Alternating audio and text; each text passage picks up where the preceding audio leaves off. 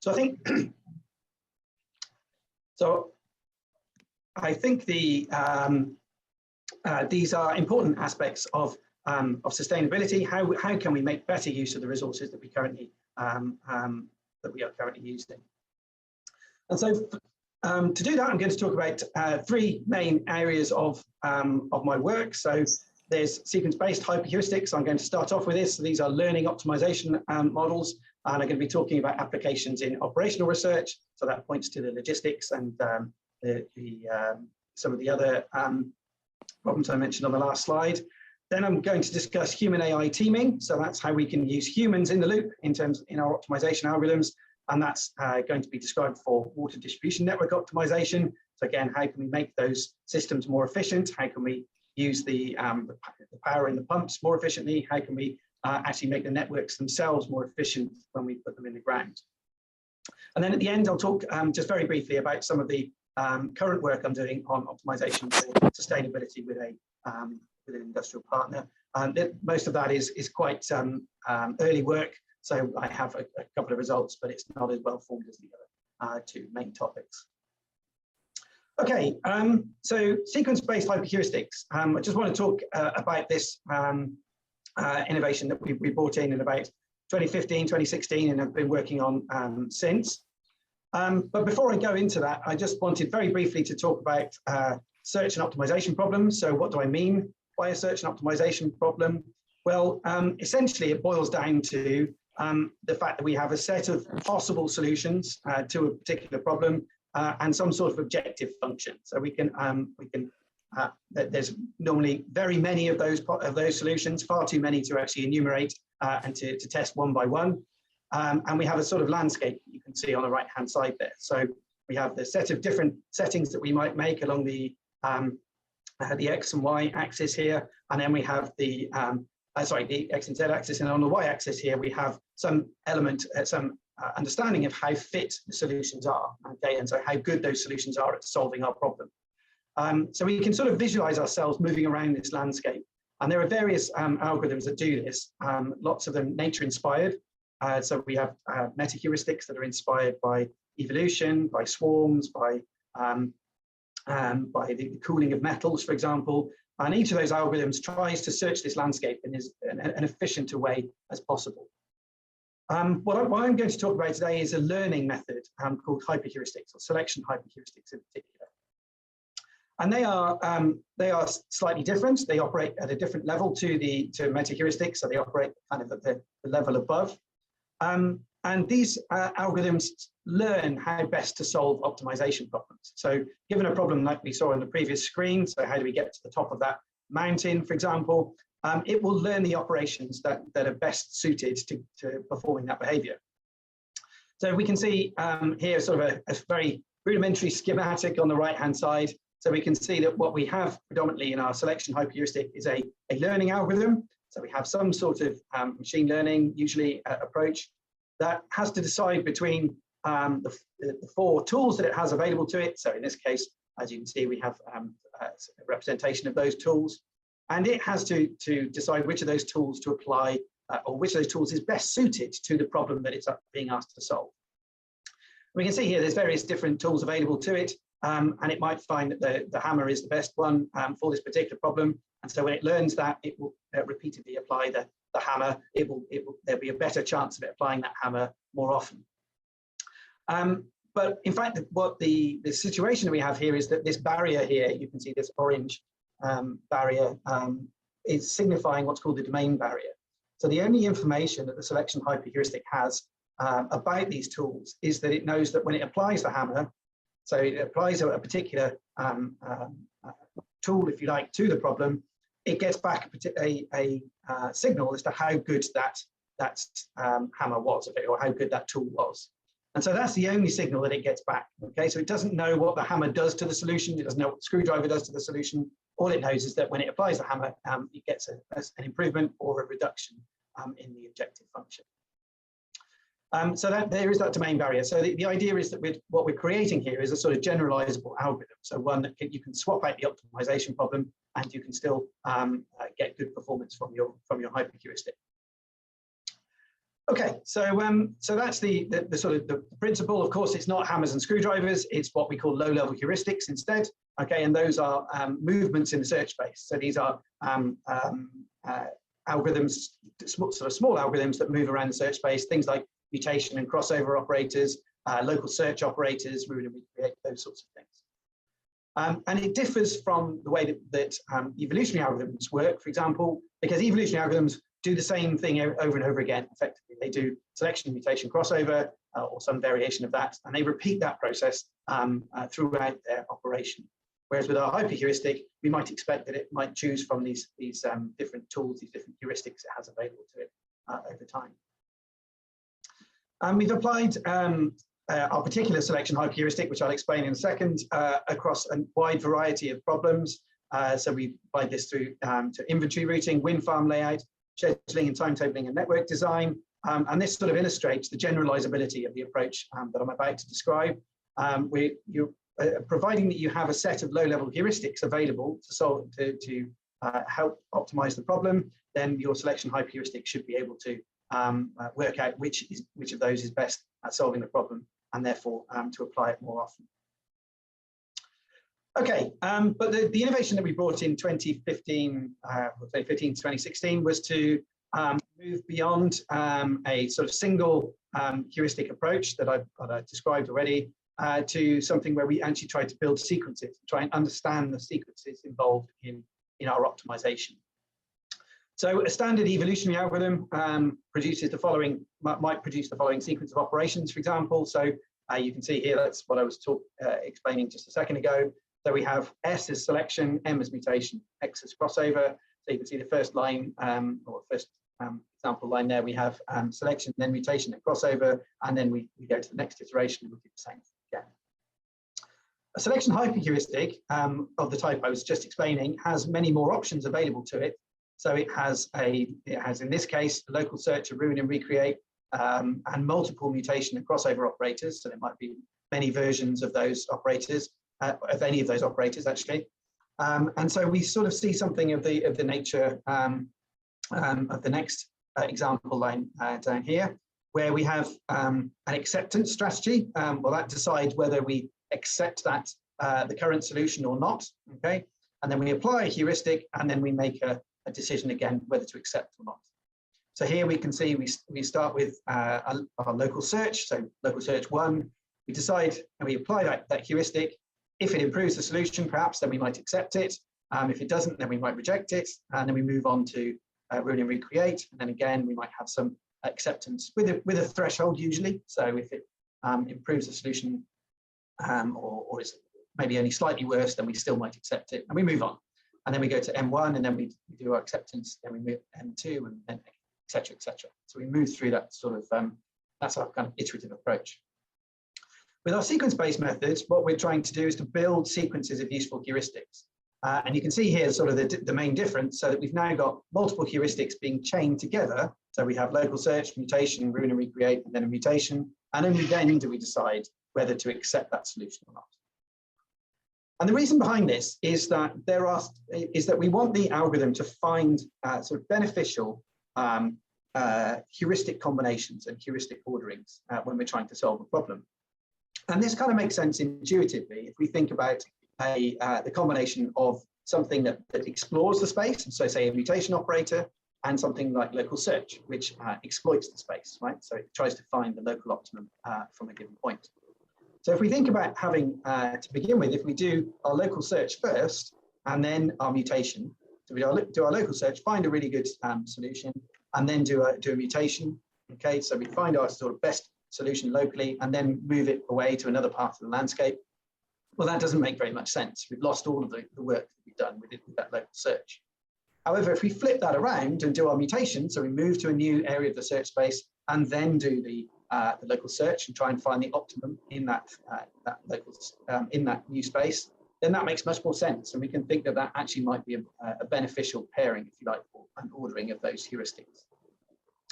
And so this algorithm that I'll describe now is intended to do that, so to try and find these beneficial heuristic orderings.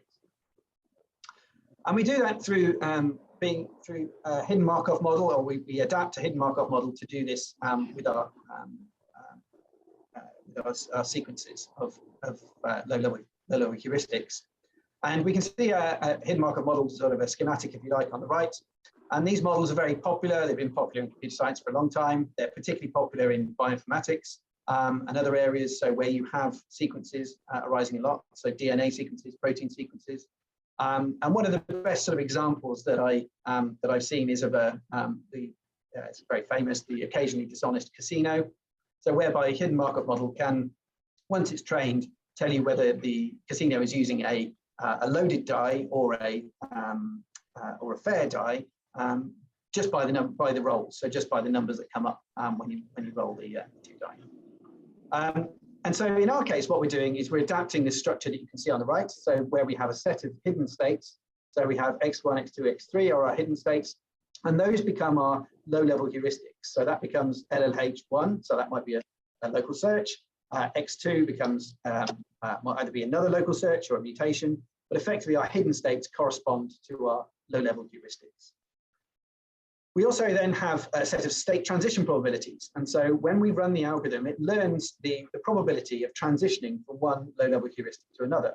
And so that gives us an idea, a bit like we had in the previous example. So it's likely to learn a much stronger connection between moving from the local search to a mutation to a local search rather than a local search to a mutation. So it'll learn those orderings, it'll learn those transition probabilities. We also have a set of possible observations, and that's where we potentially go to the objective function. So we map those onto two acceptance criteria. One which says, okay, right, we've built our sequence. Now we want to go and test it. We go out to the objective function, and we'll try and calculate the objective function and see how well we've done. Okay, how well our sequence of heuristics has performed. And another say Y2, for example, which says, okay, we're actually going to keep going. We're not going to add this into the, we're not going to go to the objective function. We're going to carry on building this sequence. Okay, and so by using that sort of method, it's a probabilistic-based method, we can build sequences theoretically of any length, although often they're reasonably short. And so here's the sort of schematic, if you like, of how the system works. So we have a sort of traditional, a very simplified version of a traditional hyperheuristic here. So we choose a low-level heuristic on the left, and we apply the selected heuristic, and then we do some work. The sequence-based hyperheuristic has a slightly different structure. It has this loop where we decide whether the sequence is finished or not. And as I say, that's done probabilistically. And once we only actually evaluate the sequence once we've decided that it's finished. Okay? And once we can then go and calculate the objective function, calculate whether or not we've improved, and then decide through our acceptance criterion whether to accept the solution or not, and we move through that process. As I mentioned before, so in the problem domain, we usually have a set of low-level heuristics, some of which might be problem specific, some of which might be quite generic. So we can have things like mutation, crossover, which would be generic operators. We can, I guess, although obviously they would need to be tailored to the representation, but we can have more specific. You can build in domain knowledge as well, if you want into that. Providing it doesn't go across the domain barrier, we can do what we can have domain knowledge, if you like, on that right-hand side. And usually I step through an example of this, but I'm afraid we don't have time today. So I'm just going to show you this sort of final slide, and just to illustrate what happens with the internal workings. So for a very simple, for three heuristics that we have here, we have a transition matrix, which is the initial matrix is up on the top left here. And that shows that we start with everything equiprobable. Okay, so the potential for transferring from one low-level heuristic to another is equiprobable, and also the probability of moving either to the objective function calculating acceptance strategy, which is 1, or the sequence building acceptance strategy, which is 2. As you can see up here, again, that's all equiprobable. And down at the bottom, that sort of sequence of operations is 5 iterations of the algorithm. And it's just what it's trying to illustrate here is what happens when we run the algorithm. We actually build a small sequence here of 2 heuristics. We find that it improves the solution, and we update the probabilities, and you can see those new probabilities up on the top right then, okay? And in fact, what we do find is that LLH1, so our heuristic 1, performs better than the other 2 heuristics in this short example, and it actually gives us better objective function values. And so you can see that reflected in, I don't think I can point, but we've now increased the probability of heuristic 2 and heuristic 3 transitioning to heuristic 1. So they have 2 over, so the half basically, but 2 over 4 and 2 over 4, okay, of transitioning to heuristic 1. And we also see that our heuristic 1 in the acceptance strategy matrix actually goes from 3, it effectively now has a high probability, 3/4. So when that heuristic is called, we call the objective function 3/4 of the time, okay, afterwards. Okay, so that's likely to be a good operator for the end of a sequence, right? Because it helps us to generate a better solution. So it's probably like a local search or something like that. Okay, so as I say, I'm afraid I don't have time to go into this in any more detail, but I'll now go and describe some of the results that have been generated using it. And so we can see here that what we did first was to apply this to Hyflex. So these are operational research problems. And in particular, we applied it to the CHESC 2011 competition, so quite old now, it's 10 years old. And so this was a competition run in 2011 by, I think, University of Nottingham, where they had contestants across these 6 domains, and you can see the list of algorithms there on the right. And it's a Formula 1 style scoring system. So you have 6 domains: Boolean satisfiability, bin packing, personnel scheduling, permutation flowshot scheduling, traveling salesman problem, and the vehicle routing problem. And each of the algorithms gets is scored according to where they appear in the rankings, if you like, for each one of those. So it's a bit like Formula 1. So if you come first, you get a certain number of points. Second, a lower number of points. And you score those for each domain, and then you get a final score. And so we implemented the algorithm, and then we adopted all of the same conditions that they had in the competition. And as you can see, so it's fairly narrowly, I would say, would come out on top. This was too late, obviously, to enter the competition, because we're 4 years hence. But you can see that the performance of the algorithm is pretty good in this situation. I guess the other thing to say is that there are multiple instances of each of these problems within each of these domains. So at least 10 usually for those domains. So 10 different problems within each of those domains. One of the things to note here is that the SSHH, which is our sequence-based hyperheuristic, has only 1 parameter to set. So that was a bonus. So it doesn't require a lot of tuning and things to get it to work on new problems. We just have a single parameter around the acceptance strategy. Okay, so hopefully you can see that it works reasonably well across domains. And another advantage of using this approach is that we can visualize what's going on under the hood. Okay, we can start to understand how the algorithm is solving this problem. And so in this particular problem, we had 7 low-level heuristics. I think we didn't use crossover. We had a single point approach here. And we can see from the pie charts that it's using one of the heuristics a lot more than all of the others. Okay, so it's using LLH6, the sort of browny color. And for all of the acceptance strategy calls, we're using it about 55%. But when we go to acceptance strategy 1, and that's the one where we go and calculate the objective function, we're actually using it 84%. All right, so this is a good example of one of those heuristics that's really good at the end of the sequence. You can do lots of movement in the search space. You want to have something that works well at the end. And that's what this heuristic 6 does. And so that's interesting. So it tells us a little bit about how the algorithm is solving the problem. And then we also can visualize the matrices that we discussed earlier on. So we can see that, before I do that, I'll just briefly step back and look at what heuristic 6 is. Okay, and perhaps as expected, so this is a bin packing domain. So on the top left table there, we can see that heuristic 6 is a hill climber. Okay, so that makes some sense. We would think that a hill climber, that's the sort of operation you'd want to do at the end of a sequence, right? It gets you to the best possible solution, gets you to the nearest best possible solution from where you currently are in search space. We can also see, so as I mentioned, the other matrices as well. So we see that acceptance strategies are quite interesting. So we have acceptance strategy 2 is one of those That's where we keep building the sequence. Okay, so we don't do our objective function when we have acceptance strategy 2. And we can see from this top figure that LLH5, so our heuristic 5, is actually really is only really using AS2, right? So we never calculate, or very rarely calculate, the objective function after we've applied heuristic 5.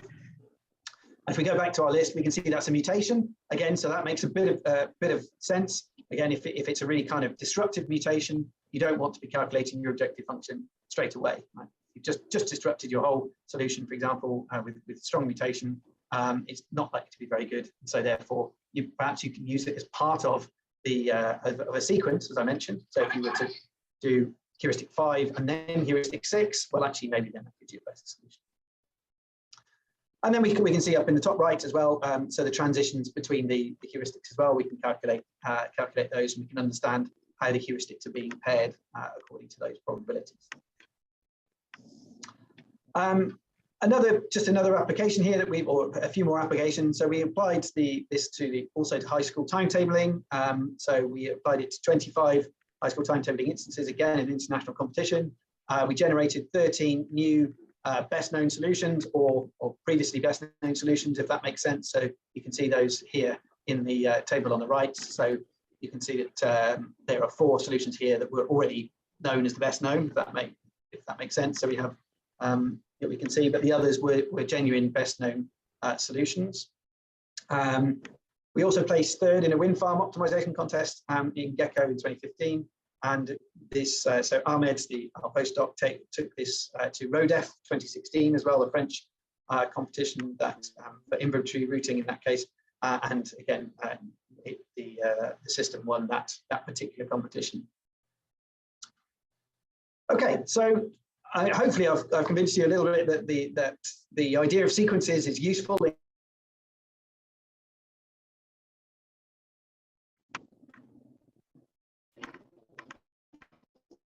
Right. Okay. Yeah. So yes, hopefully I've convinced you that sequences are important in optimization, and that actually, when we've got an algorithm that can take advantage of them, then can take advantage of putting these heuristics together, then we can generate useful sequences that are good at solving these problems. We then started to think, well, what else can we do with this sort of sequence information? And we started to think about how we could look at optimization problems from the perspective of the optimizer. So we thought, well, okay, we've got these sequences. Perhaps what we can do is start to do some clustering. And so what we did was we used a technique borrowed from bioinformatics called the Smith-Waterman technique. And what that does is it gives us a measure of similarity between 2 or more sequences. And it's quite useful because it actually allows us to do to get a better idea of sequence similarity than, for example, using the Hamming distance here, where you can see it's very prone to saying that actually sequences are not particularly well aligned, when in fact all that is required is that we need to introduce a gap in one sequence, and suddenly we have a very nice alignment. So you can see with the Hamming, we would have said they're not very similar at all, but in fact with the Smith-Waterman, we have done some good matching there, and we can see that those 2 sequences are actually very similar. So we used that approach, and we did some clustering, and you can see the results of the clustering on the right here. And so this is solely by the heuristics that are used to solve the problem. Okay, and so we clustered according to those, and you can see they're color coded. So each of the numbers on the figure, the colored numbers, is an instance. Okay, so an instance of a particular problem, and you can see they cluster nicely into their families. So we have bin packing as blue, permutation flow shop red, Boolean satisfiability is green, and personnel scheduling in the gray. And you can see that they cluster very nicely into those groups using this Smith-Waterman approach. So we can tell something about the fact that there is a sort of family of operations that are useful for each of these particular domains. It also tells us a little bit that maybe that problem 20 may be a bit of an outlier. Okay, so it kind of gives us an idea that perhaps we can tell how similar certain problems are, and so we can start to understand maybe why some are slightly more difficult to solve than others. And we can, again, I guess we can also see the similarity between certain domains as well through this clustering from the perspective of the optimizer.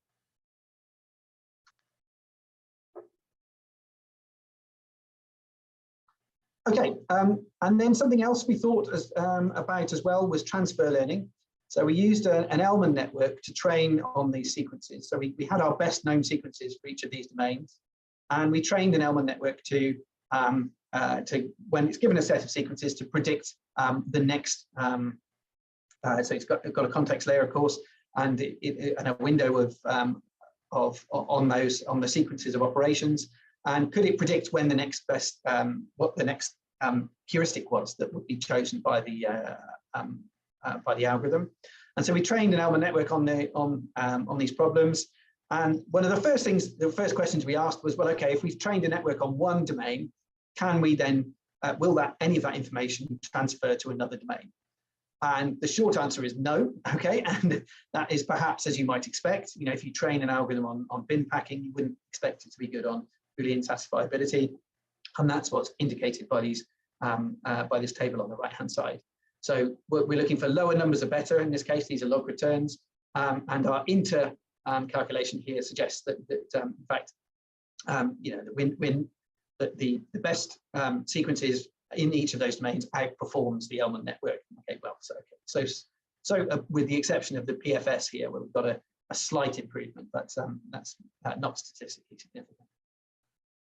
So then the other question we asked ourselves was, okay, if we train on 9 problems within a domain and test on the 10th and do that in a cross-validation way, can we, what sort of results does the system improve upon the best known sequences within those domains? And it turns out that it does. And in fact, so the Elman network is actually able to pick up on some nuances within those best known sequences of heuristic selections, and is actually able to improve upon the best known sequence for that particular test instance. And you can see that, well, for 3 domains at least. Okay, you can see that with the dark colors here, the emboldened ones for intra. Okay, so you can see that there is an improvement. For some domains, it's only slight, but there is an improvement. And so that was interesting. I think that, again, using machine learning and using that to train on these sequences, we can actually create an optimizer that's slightly better than the sequences that it was sort of being trained on. So that was interesting.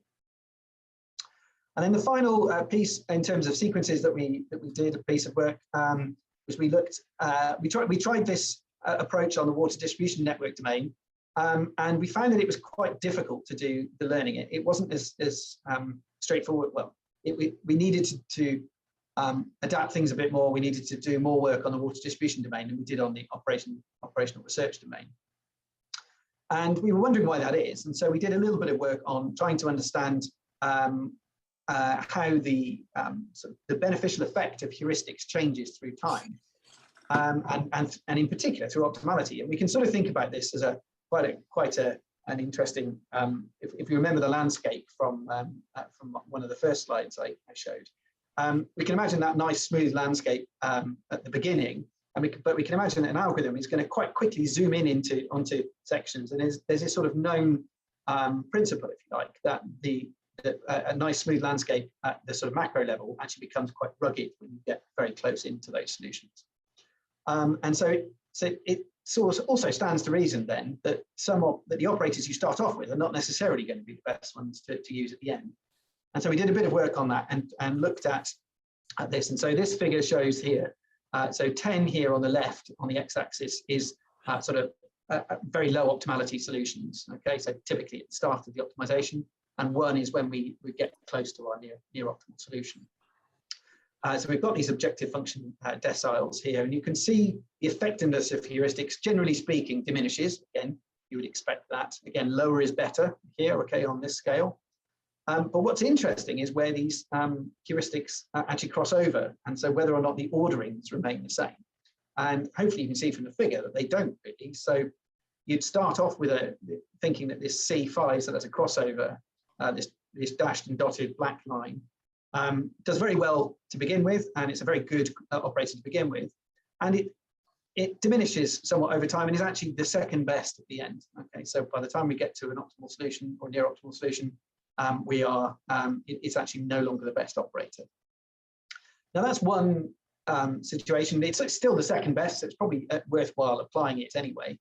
But in fact, probably one of the most important aspects here is the pink line, so the pink solid line, which is S4. And we can see that that is the second best operator when things are going, when things are not very optimal, and is flat last when we get to the end. Okay, so actually starts off being a really good choice and ends up being a very poor choice.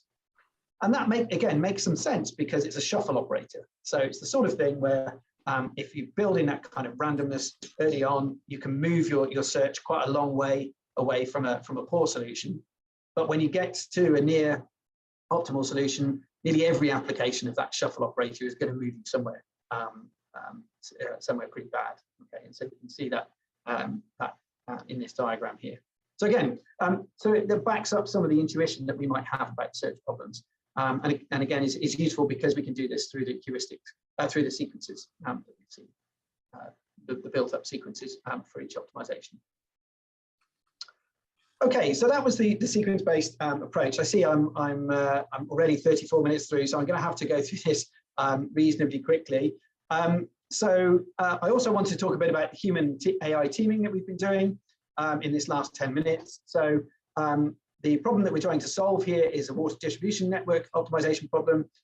So you can see an example water distribution network on the right here. So we have the New York tunnels problem. And the principle is that we have a reservoir, in this case at node 1, and we're trying to distribute water to customers at the other numbered nodes, okay, that you can see there. And that's through a set of pipes, which are our decision variables. And we have to size those pipes according to, so that the people in those nodes get the right amount of water, but we want to minimize cost. So we have to meet the pressure constraints and minimize the cost. Those are our objectives. And we have multiple objectives to do this. We have cost, which is usually can be relating to lots of the infrastructure within a water distribution network.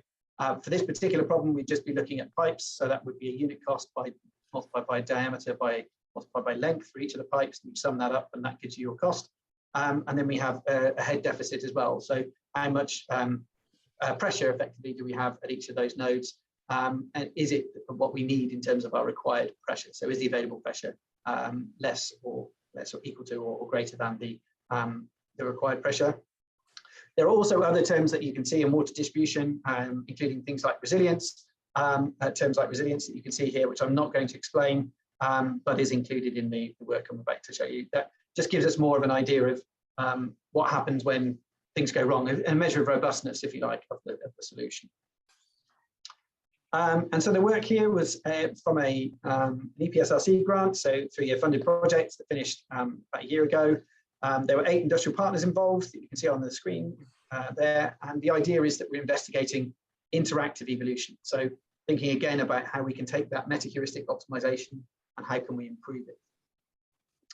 And so we used interactive evolution, and it's typically or most often used for subjective areas such as evolutionary arts, so music and design. So you give a user a set of artistic, a set of different pieces of art or pieces of music and ask them to express a preference. And then the algorithm goes back and generates some more that are a little bit more better, hopefully, for the user preference. And that's sort of known as a fully interactive approach. It's only the human that guides the search. We chose to use a partially interactive approach because we have a mathematical formulation for what a good network optimization looks like. So we can calculate the hydraulic heads, we can calculate the costs, okay? So we have our mathematical model, but we wanted to include the human in that as well. But we have to be mindful of user fatigue. So being able to tell the difference between, or being able to express a preference about certain pieces of art and music is one operation, but if you're looking at a complex optimization, a complex engineering model, for example, we have to think that that's quite an expensive operation, both in terms of time and in terms of human involvement. It's quite cognitively tricky to do. So we had to bear in mind user fatigue, and so we developed an approach that uses machine learning. And so in this approach, what we have is an EA-generated solution. We have the human interacts with that solution in some way, okay, and I'll explain that in a second. And as they're interacting with that solution, they're creating data. So we're monitoring what they're doing, we're recording what they're doing, we're looking at the network state at a particular time point, and we're seeing whether or not they increase or decrease diameters, we're seeing whether they move to certain diameters or not. And then we can then So making changes to the network effectively, and then we can do some machine learning on that, and we can generate what's called a human surrogate. So that gives us a kind of a way of building the human expertise into the optimization without actually requiring humans to be sat down at machines and doing that. And so to minimize that human fatigue, we implemented this across several platforms. So we had a sort of standard 3D viewer, we had a VR, and we had a tablet view. Actually, we in the end was not deemed to be so necessary, but it is possible. We can deploy to any of these visualizations. And I now have a video, just a short video, just showing the VR and how it works. So we call this approach augmented evolutionary intelligence. And we can see this working in virtual reality here. So we have our kind of our workshop, if you like. And this is Herman, who's one of our postdocs operating the equipment. And he's chosen Hanoi as the network. So this is one of these sort of small networks, benchmark networks. And when he clicks on a pipe, he gets this clipboard, and he can click on the different diameters on the clipboard, and he can make changes to the network. And the changes are then reflected in these pipe fins that you can see moving on the screen. So these fins tell him what's going on in the pipe, so how fast the water's moving, what the head losses are within the pipe, and they're configurable, so he can change what that's actually showing. But you can see that he's able to go around and optimize the network. And in the background, we're collecting all of that information for our machine learning models. And so in the initial phase of this project, we built a decision tree. So we used just a simple decision tree. So sort of ID3 or CART decision trees. And what we do is we use the variables of that decision tree are the data that's used to populate that is the current state of the network. So you can see the diameters of the pipes, the velocity of water in the pipes, head deficits and surpluses, those sorts of things. And of course, then the action or the dependent variable is the action that the user is doing. So whether they increase the diameter or decrease it. And we built these as decision trees, sort of an example of which you can see on the screen. And then we used our, so we built those models, and then we built that into what we've called a human-derived mutation. And we apply that to our evolutionary algorithm. And so, for a certain probability, instead of doing random mutation, we'll do the human-based mutation instead. So we'll use the model, we'll use the decision tree to decide what value to change the diameter to, okay, based on human input. And you can see the cross-validation results are a bit mixed. So the actual trying to predict which diameter somebody was going to pick is a pretty difficult task. There's at least sort of 10 to 16 classes, sorry, in these models I'm about to show you. And you can see that, in fact, the explained variance is pretty low. So we weren't able to capture all of that human expertise using this particular technique. But nevertheless, it still performed reasonably well on Hanoi. We can see, so the red lines here are the modified algorithm. We tuned our NSGA2 implementation to get the best possible performance. We've got hyper volume on the y-axis and then the fitness evaluations on the x. And we can see that that our sort of human-derived, HDH is human-derived heuristic, implementations actually perform quite well. The values on the ends, there are the ratio of, the probability of applying it. So for 0.25, we do three-quarters of the time we do random mutation, and then a quarter of the time we do the human mutation. We can see for Blacksburg, so this is a larger network now, so this is a sort of beyond a benchmark sort of scale. We start to see that the performance decreases with this particular approach. And by the time we get to Modena, which is some of the largest of the models, something like 350 pipes in this model of the city of Modena, we're actually only really breaking even in terms of the performance when we're using that decision tree based approach. But in fact, what we then did was to consider using something a bit more sophisticated than a decision tree, and so we moved to random forests instead. And we used we had a similar set of data, but we used random forests, and we got better agreement with the human implementation, and then we also got better results in our network optimization, as you can see. So we have probably the blue lines, the ones to look at here. So we again used a comparison with NSGA2 and SPIA2. We also use this, so the idea here with the A, the R, and the C is that the R is a regression model. So that's trying to predict the precise diameter. C is classification, so that's just looking at whether the diameter is increased or decreased. And the A is an adaptive approach, which switches between these R and these C ones at different times in the search.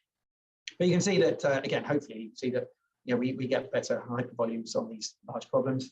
The Palermo problem is larger again, so that's up, I think, more than 500 pipes, but I can check that. So it's a Palermo irrigation network, and so you can see that, again, we've got some nice improvements there over the standard algorithm.